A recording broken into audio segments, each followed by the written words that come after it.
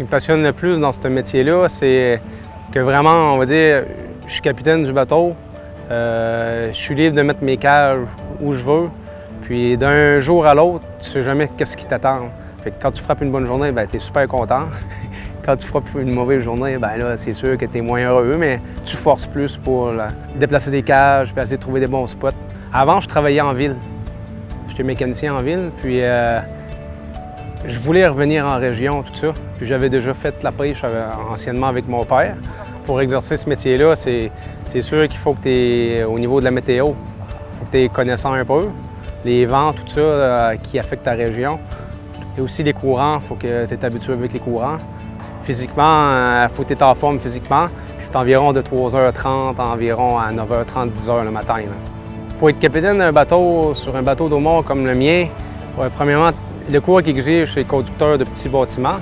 C'est un cours à l'école des pêches. J'ai appris des nouvelles choses. Mettons, travailler avec un radar, les cartes marines électroniques, le système, comment travailler avec.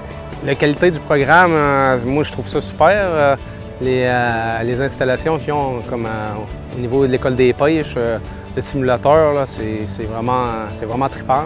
Puis moi, j'ai voulu pousser plus, fait que j'ai fait mon cours capitaine classe 4, parce que plus tard, j'ai comme l'intention de m'acheter un plus gros bateau. Des fois, le monde dit « Ah, ces pêcheurs-là, ils travaillent 10 semaines par année, puis le reste du temps, ils font rien. » On travaille beaucoup avant, on travaille beaucoup après. Surtout aussi, on travaille 68 jours en ligne, c'est 7 jours sur 7. Finalement, on travaille quasiment l'année longue. Là. On fait des cages, on répare le bateau, on fait le tour comme ça. D'après moi, l'avenir est bon. C'est sûr que le prix, il augmente pas, il va en diminuant, mais les volumes de poissons, de homards qu'on ramène au quai, sont en augmentant.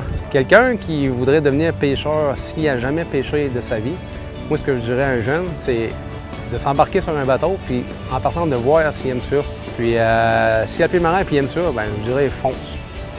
J'ai choisi ça parce que c'est vraiment le fun. Tu reviens en région, je fais ce que j'aime, puis je suis bien là-dedans.